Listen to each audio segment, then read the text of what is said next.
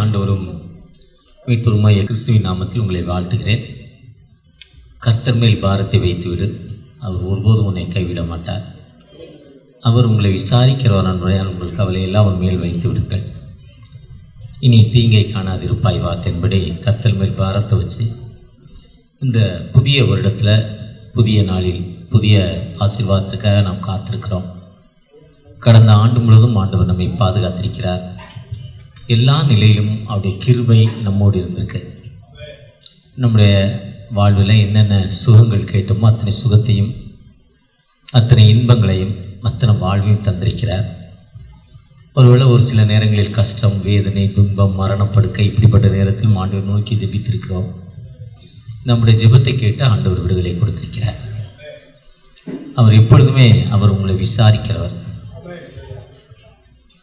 வருத்தப்பட்டு பாரம் சுமக்கிறவர்களே, நீங்கள் எல்லோரும் இடத்தில் வாருங்கள், நான் உங்களுக்கு இளைப்பாறுதல் தருவேன் என்று சொல்கிற ஆண்டவர். அவர் ஒரு காலம் நம்மை கைவிடவில்லை.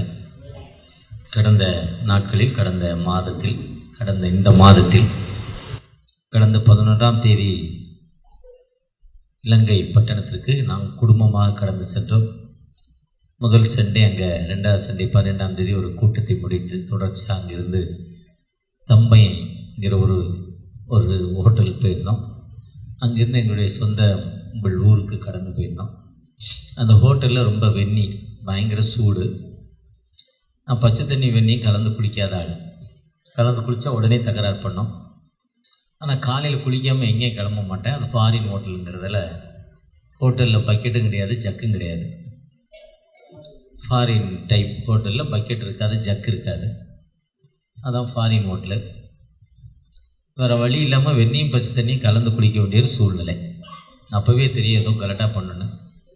அதெல்லாம் கர்த்தர் மேலே பாரத்தை வச்சுட்டு கடந்த செவ்வாய்க்கிழமை குளிச்சுட்டு வந்துட்டேன். அது 2 நாட்களாக இந்த திங்கள்லேருந்து சண்டே சர்வீஸை பிடிச்சி இரவு வீட்டுக்கு போன பிறகு அதிலிருந்து நேற்றை வரை எழுந்திருக்கல. இன்றைக்கும் எழுந்திருக்க முடியல. இருந்தாலும் ரொம்ப தைரியத்தோடு கர்த்தர் மேலே பாரத்தை வச்சு இந்த இடத்துல வந்து நிற்கிறேன். ரொம்ப இருமல், கேப் விடாத இருமல். கார்ஃப்னா கேப்பே விடலை. அந்தளவுக்கு ரொம்ப கம்பெனிக்கே போகலை, ரூமை விட்டு வெளியே வரல.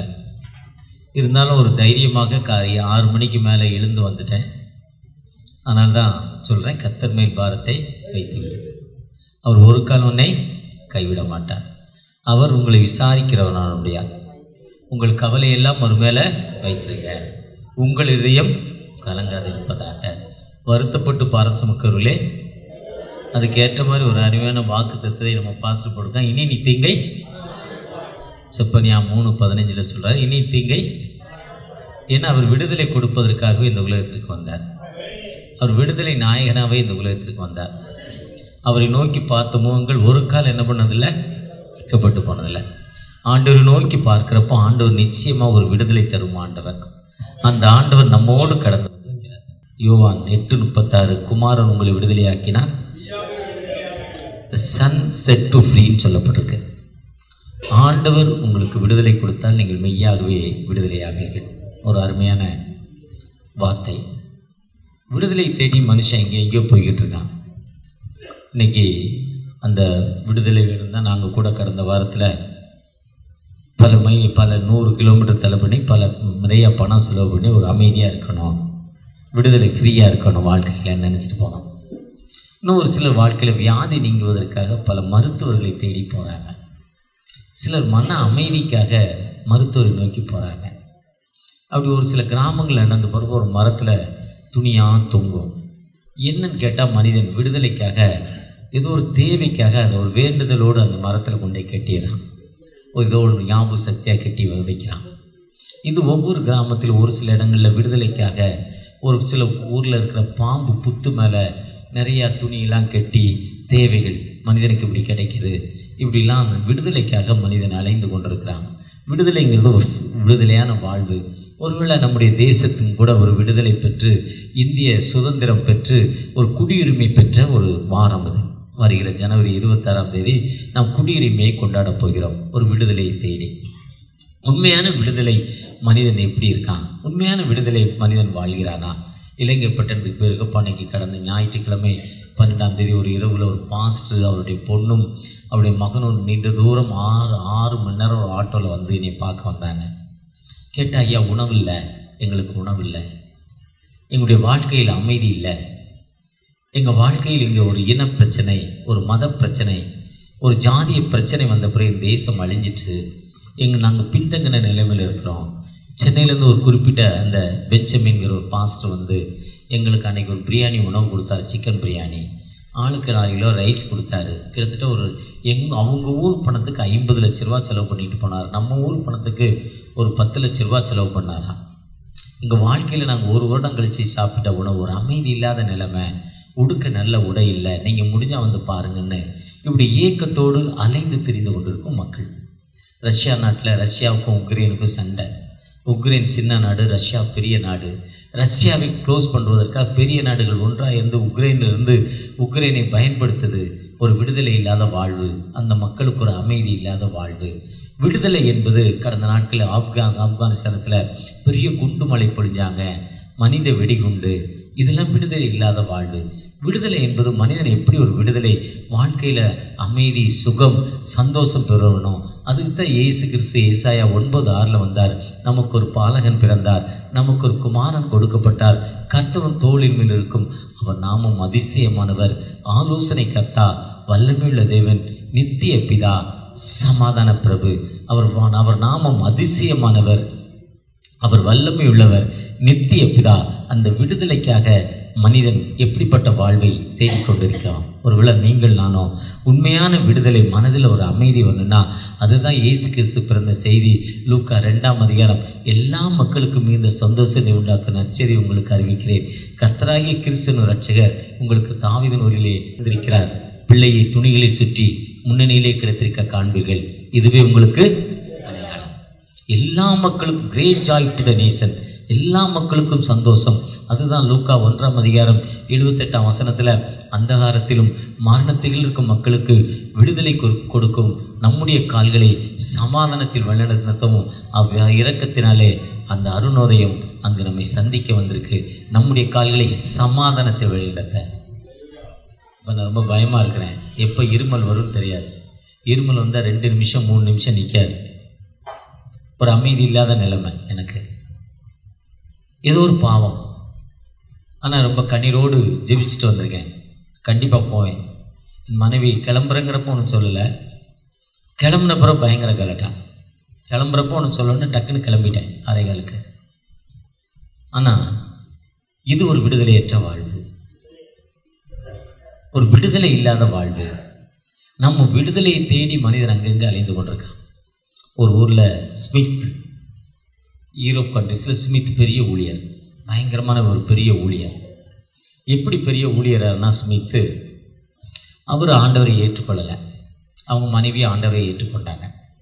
இப்போ இதில் இருக்க நிறைய பாஸ்டர்ஸ் தான் நினைக்கிறேன், ஜென்ஸில் நிறைய பாஸ்டர்ஸ், மெஜாரிட்டி ஜென்ஸ் கம்மி. அதே மாதிரி அந்த ஊரில் லேடிஸ் பாஸ்டர் இல்லை. இந்த பெரிய பாளையத்துக்கார தான் கூப்பிட்டு வரவங்க தான் அவர் கூட வந்த மாதிரி தெரியல, அவர் ஃபேமிலியாக வருவார். அதே மாதிரி அந்த ஊரில் லேடிஸ் தான் சர்ச்சுக்கு போவாங்க. ஒரு நாள் அந்த அம்மா நைட் ப்ரேயர் போயிட்டு வந்தாங்க. பயங்கரமான குளிர், வெளியே விட்டுட்டார். சர்ச்சுக்கு போயிட்டு வந்தால உனக்கு உள்ள இடம் இல்லைன்ட்டார், வெளியே விட்டுட்டார். இரவு ஃபுல்லாக வெளியே இருந்தாங்க. ராத்திரி முழுவதும் வெளியே இருந்தாங்க. அவங்க காலையில் திறக்கிறோன்னே உள்ளே வருது. மேலெல்லாம் பனி பொய்ந்திருக்கு, வெள்ளை வெள்ளையாக இருக்குது பனி, அந்தளவுக்கு பனி ஊற்றும். ஒன்றுமே சொல்ல, கதவை திறந்தானே அந்த அம்மா உள்ள வந்து குட் மார்னிங்னு சொல்லிவிட்டு உள்ளே போயிடுச்சு. குட் மார்னிங்னு சொல்லி வீட்டுக்குள்ளே போயிடுச்சு. போய் ஒரு கிச்சனுக்கு போச்சு, அடுப்பாங்கரைக்கு போச்சு. ஒரு டீ, நல்ல சூப்பர் டீ கொண்டாந்து முதல்ல கணவர் கொடுத்துச்சு. அவருக்கு ஒன்றுமே புரியல. ராத்திரி முழுதாக வெளியே விட்டுருக்கோம், காலையில் கதவை திறந்தோம், பனியில் இருந்திருக்கிறா. கண்ணா பின்னான்னு திட்டுவான்னு பார்த்தோம். பனின்னா பயங்கரமான பனி. இந்த பனிக்கு அந்த அம்மா கட்டியிருக்காங்க, நான் பயந்து போயிருக்கிறேன். இதை விட 10 மடங்கு பனி. அந்த அம்மா ஒன்றுமே கெட்டலை.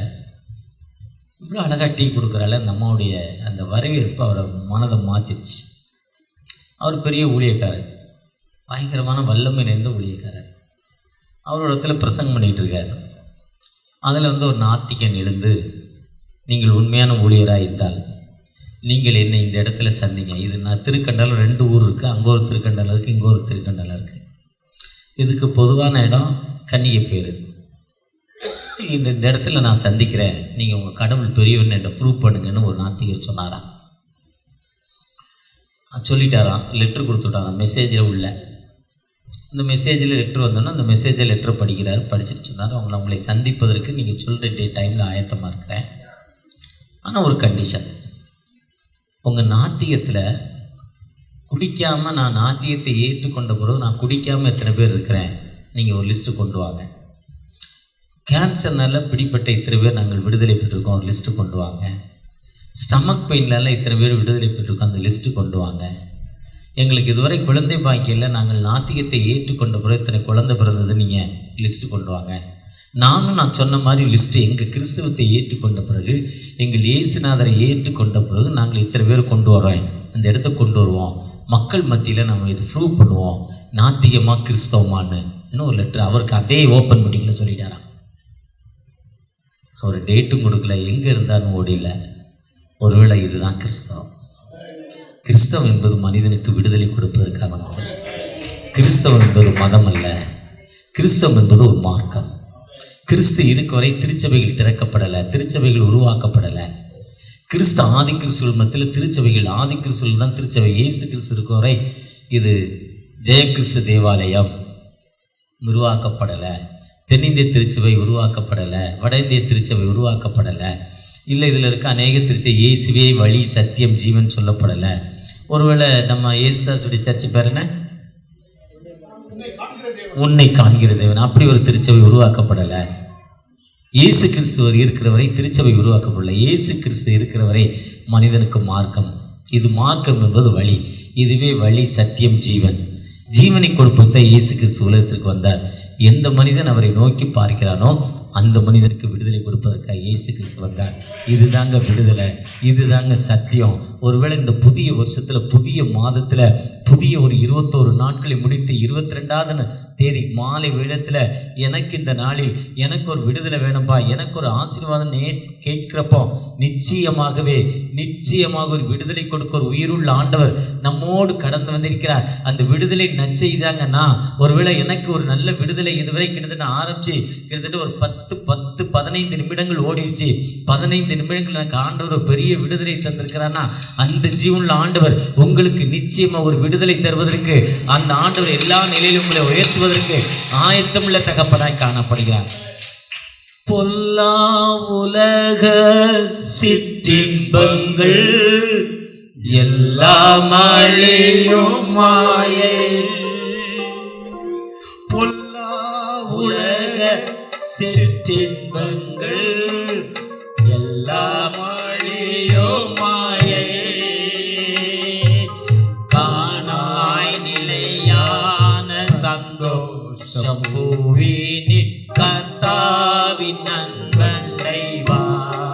இயேசுவை நோக்கி பார்க்கிறப்போ இந்த பொல்லா உலகம் நம்மளை எப்படி மடக்குது, எப்படி ஒரு மனிதன், அதாவது பார்ப்பதற்கு அது பளபளப்பாய் தோன்றும்.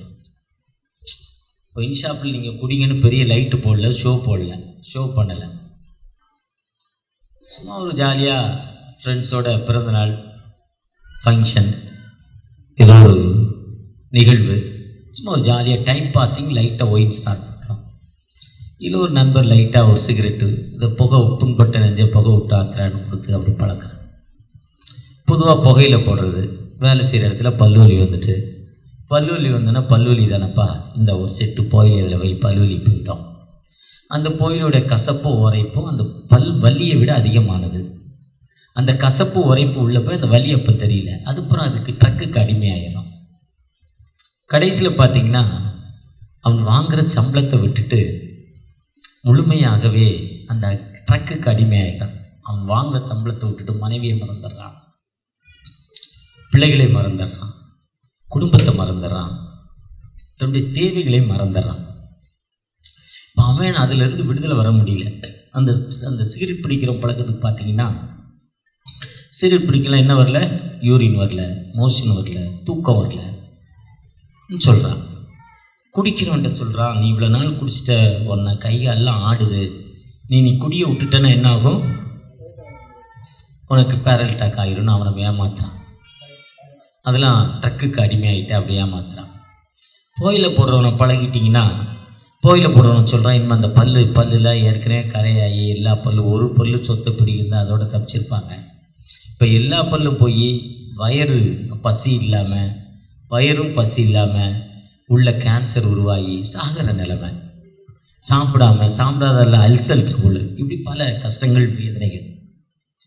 இதெல்லாம் இவனால் ஒரு மனிதனால் இல்லை, இதெல்லாம் ஒரு மனிதனுக்கு இன்னொரு மனிதன் காட்டு வழின்னு சொல்றதை விட அவனே அதில் போய் என்ன பண்ணிடுறான், மாட்டிக்கிறான். ஆனால் இப்படிப்பட்ட பழக்கங்கள்லேருந்து ஒரு மனிதன் விடுதலை வரணும்னா மத்தேயு 12ஆம் அதிகாரம் 43ஆம் வசனத்துலேயும் லூக்கா 11ஆம் அதிகாரம் 24ஆம் வசனத்துலேயும் இருந்து சொல்லுது, ஒரு மனிதனை விட்டு அசுத்தாவி வெளியே போயிட்டு நம்ம வேண்டான்னு இப்போ இந்த வருஷத்துடைய முதல்ல நான் இனிமேல் இந்த பழக்கம் செய்ய மாட்டேன், இனிமேல் நான் புது பழக்கத்திற்கு போயிடுறேன், புது பழக்கத்துக்குள்ளே நான் வந்துடுறேன்னு நீங்கள் நம்ம சொல்கிறப்போ, ஐயோ அதெல்லாம் இல்லை, ராத்திரி தூக்கம் வரல, கஷ்டம் வேதனை இப்படிலாம் துன்பன்னொன்னே திரும்ப அந்த பழக்கத்திற்கு அடிமையாயிரும். அப்போ அது முன்னிலும் தன்னுடைய பொல்லாத 7 ஆவிகளை பிடிச்சிட்டு திரும்ப வருதான். ஆனால் அதே தான் ரோமர் 8ஆம் அதிகாரம் 9ஆம் வசனம் சொல்லுது, தேவனுடைய ஆவி உங்களில் வாசமாயிருந்தால் நீங்கள் மாம்சத்துக்கு உட்பட்டவராயிராமல் ஆவிக்கு உட்பட்டவராயிருப்பீர்கள். கிறிஸ்துவின் ஆவி இல்லாதவன் அவருடையவன் அல்ல, கிறிஸ்தவன் அல்ல. உண்மைதான். மேலும் கிறிஸ்து உங்களில் இருந்தால் சரீரமானது பாவத்து நிமித்தம் மரித்ததாயும் ஆவியானது நீதி நிமித்தம் ஜீவன் உள்ளதாயும் காணப்படும். கிறிஸ்து நமக்குள்ள வரணும்னா இப்போ இந்த பழக்கம், மாமியாரை திட்டுற பழக்கம் வேண்டான்னா, மாமியாரை திட்டணும், தவறு செஞ்சிட்டாங்க திட்டணும்னு தோன்ற நேரத்தில் இயேசுவின் ரத்தம் ஜெயம், இயேசுவின் ரத்தம் ஜெயம், இயேசுவின் ரத்தம் ஜெயம் சொல்லிடணும்.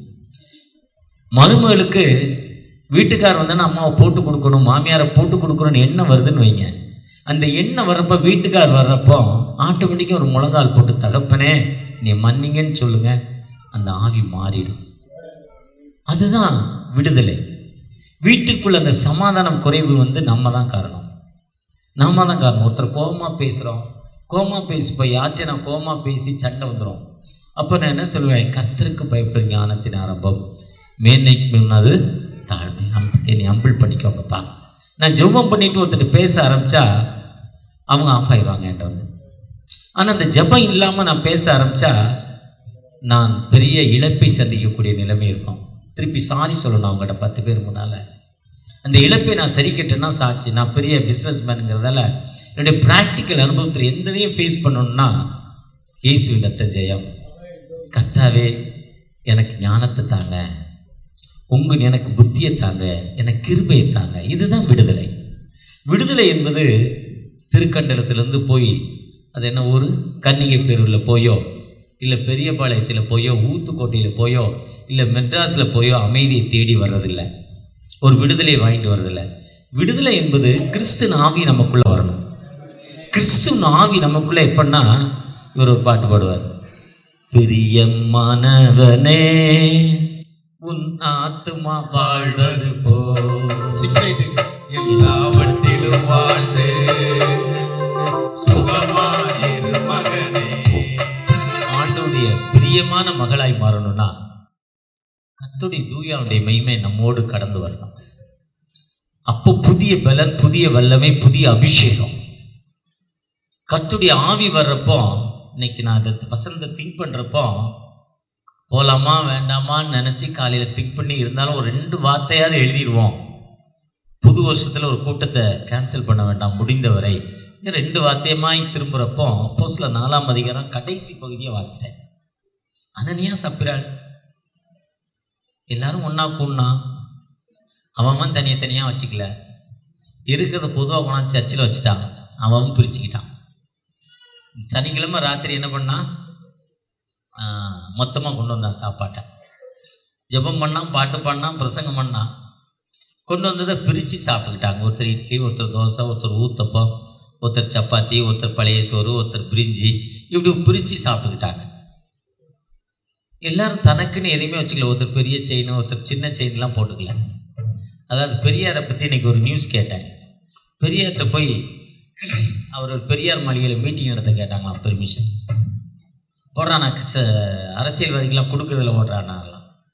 அந்த பாஸ்லாம் சொன்னாங்களேயா கொடுங்களேன் நிகழ்ச்சிறப்போ. சரி நீங்கள் ஒரு நாள் நடத்துங்க, 4 நாள் கேட்குறீங்க, வியாழன் வெள்ளி சனி ஞாயிறு, ஒரு நாள் நடத்துங்க, உங்கள் கூட்டத்தை பார்த்துட்டு நான் அடுத்த நாள் தர்றேன்னாராம்.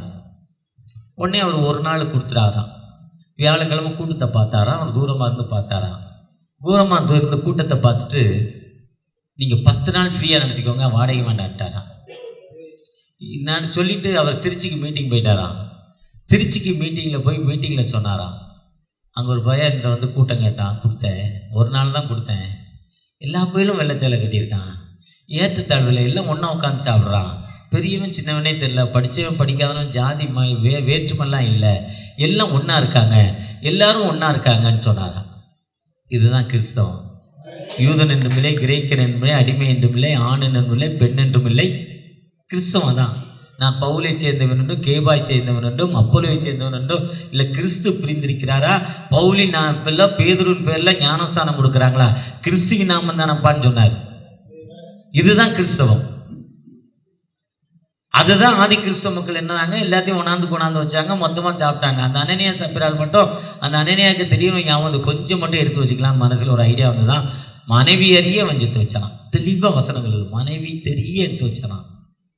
அந்த அம்மா சொல்லியிருக்கலாம், ஏவாள் கூப்பிடுறப்போ அவரும் சொல்லியிருக்கலாம் கடவுள் வேண்டான்னு, அவர் சொல்லலை. ஏன்னா கடவுள் ஏவாள்கிட்ட சொல்லலை. இந்த அம்மா அறிய இந்த அம்மா அங்கே சொல்லியிருக்கலாம், சொல்லலை. 2 பேருக்கும் ஒரு மனங்கிறது விட்டு கொடுக்குற தன்மை தான். அந்த ஒரு மனம் விட்டு கொடுக்குற தன்மை இல்லைன்னா என்ன பண்ண முடியாது, வாழ்க்கையில் முன்னேற முடியாது. 2 பேரும் செத்து போனாங்க. இதுதான் வாழ்க்கை. நம்ம ஆண்டவருடைய சன்னிதானத்தில் எப்போவுமே பொய் சொல்லக்கூடாது.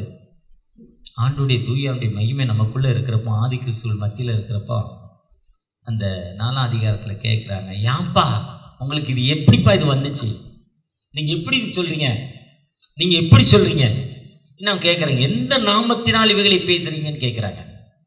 அவங்க கேட்குறாங்க, எந்த நாமம் உங்களுக்கு இதில் வந்தது? 4ஆம் அதிகாரம், எந்த நாமத்தினால் நீங்கள் இதை செய்கிறீங்கன்னு கேட்குறப்ப அவங்க சொல்கிறாங்க, எப்பா நீங்கள் அடித்து கொன்னீங்க பார்த்தீங்களா இயேசு, அவருடைய நேம்ங்கிறாங்க. அவர்கள் நீங்கள் சிலுவையில் எறியப்பட்டவரும் அவர்களை நடுவே நிறுத்தி 4-7 யார் கேட்குறாங்கன்னா, கிறிஸ்துவுக்கு ஆப்போசிட்டான மக்கள் பேதுரடிகளை கேட்குறாங்க. பேதுரடிகள் பதில் சொல்கிறார் பாருங்க. இவ்வளோ பவர் எங்கன்னா, அவங்க ஒன்று கூடினாங்க, தூயானுடைய மகிமை அவங்களுக்குள்ளே இருந்துச்சு. எதிர்கட்சிக்காரனை பார்த்துக்க, நீ தாண்டா அடித்த, நான் சாட்சிடாங்கிறான். எவ்வளோ தைரியம்! இதுதான் விடுதலை, இதுதான் விடுதலை. அவங்களுக்குள்ள பிரிவினை இல்லை, விட்டு கொடுக்குற தன்மை இருந்தது.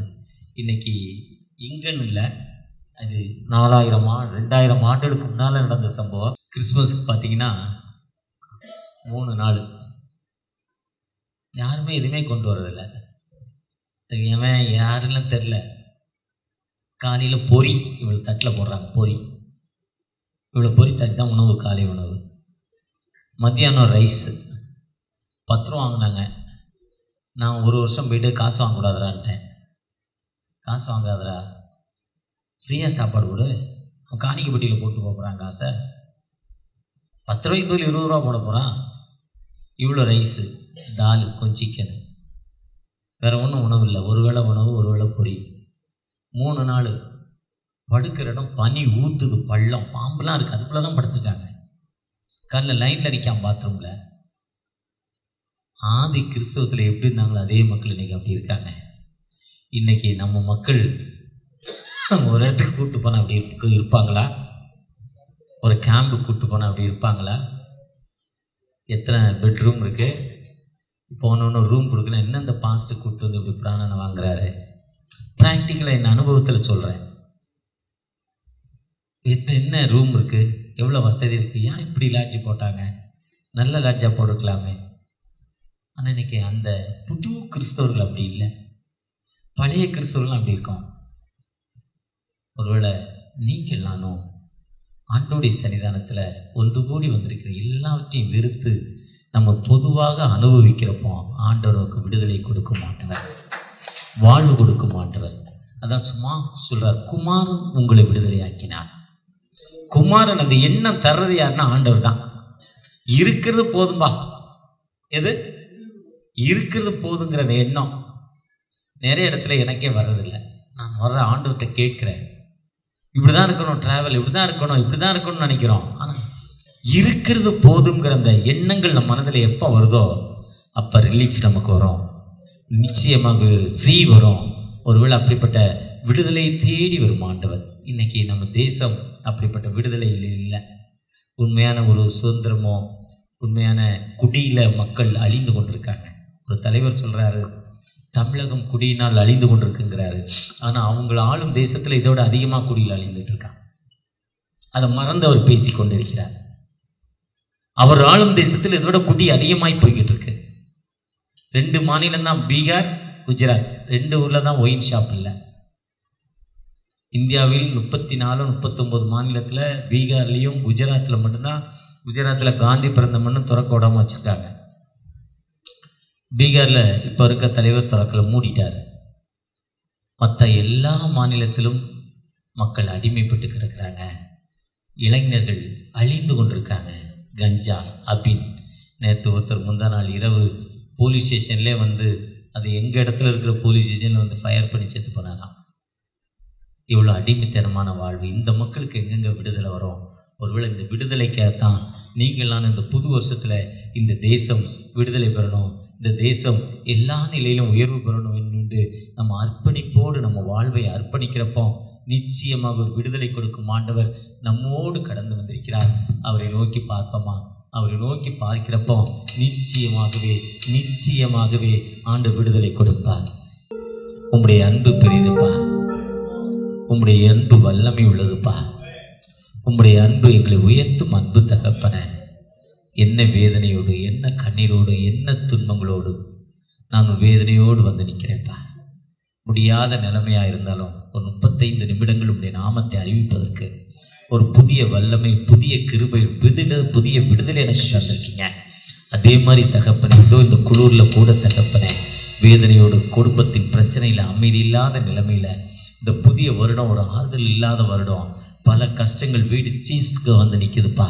ஒருவேளை வேலை பறிபோக நிலைமை தகப்பனே, அப்படிப்பட்ட கண்ணீரோடு நிற்கிற அன்பு பிள்ளைகளுக்கு தகப்பனே மனமருங்கப்பா.